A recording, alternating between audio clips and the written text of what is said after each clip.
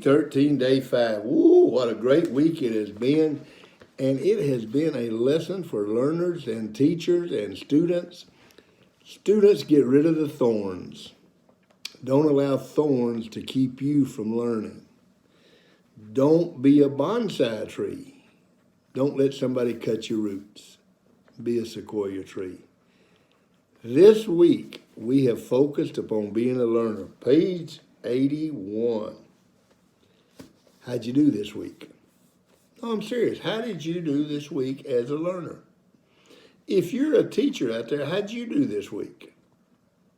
Did you understand the story yesterday that our job is to teach every student, not just the STAR test or not just the TAKS or not just, see, when I was in school, we had a great system. They taught students. And then it became, a little bit later, it became one of those things where they taught the test. Now that's all they do. Unfortunately, and it's not the teacher's fault, it's what they've been forced into. But what teachers have to learn is every student is different. What coaches have to learn is every student deserves the opportunity to be the best. Every person needs to be a sequoia tree. There needs to be a bunch of Evelyn Herons out there. Make someone a sequoia tree. Don't let them be a bonsai tree. Now, I wrote down, that's what I learned this week.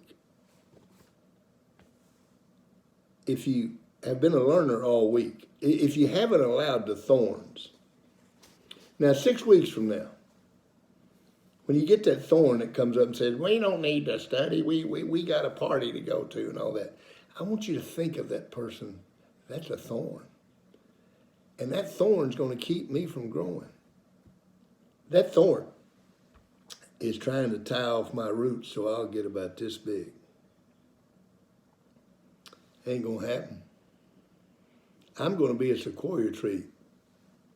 Now, you can say that to somebody and they'll look at you like you're crazy. Get away from me, thorn. I'm going to be a sequoia tree. And it'll drive them nuts. But that's how you got to keep it. Those are the stories. The reason you have the stories is so the easiest way to develop these qualities is remember those stories. Don't let the thorns affect you. Develop yourself into being the very best that you can be. Write down in complete sentences something you learned about being a learner this week. Now, right here, remember the reticular activating sensors for I don't know how many times.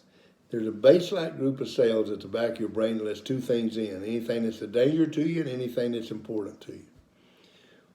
What does the brain determine is important to you if you write it down? So right here, write down what a thorn is. And write about the bonsai tree and the sequoia tree. I'm not talking about writing a story. If you want to write the story, write it over here on the other page. But write down what you learned from it. And that goes into the brain. And so when that thorn pops up, you can say, get away from me, thorn. I don't need you. You're not going to tie off my roots. I'm going to learn everything that I can in this history class. I'm going to learn everything I can in this trigonometry class. I don't need someone to tie off my roots. And I'm going to take the classes, even though speech and typing, are you kidding me? What if I hadn't taken those? What if there hadn't have been an Evelyn Heron in my life? I would not be the Dennis Parker I am today. See, I became a better person. I became a better me. I had great parents. I had great brothers. I had all the advantages. But I also had Evelyn Heron. Wasn't that awesome?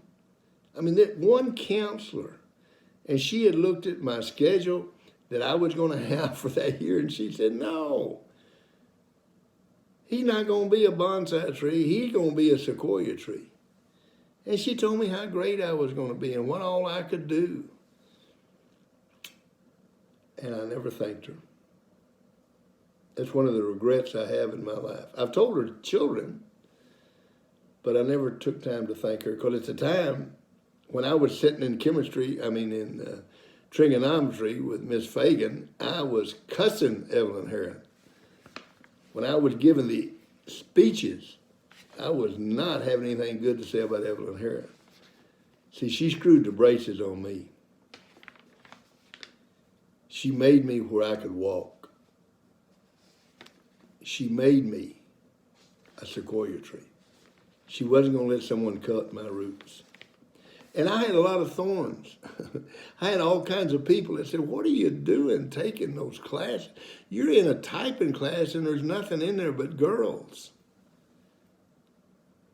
That was an advantage. I didn't realize it. I'd have probably taken it before that if I'd have known that. What are you doing in speech? What are you going to do? Be a speech giver? Is that what you're going to do? No. Looking back on your goals, are you becoming more purpose-driven? When you look at those, write down how you did. If you did them all, give yourself pluses and say, "Hey, I'm on the right track. I'm becoming purpose-driven.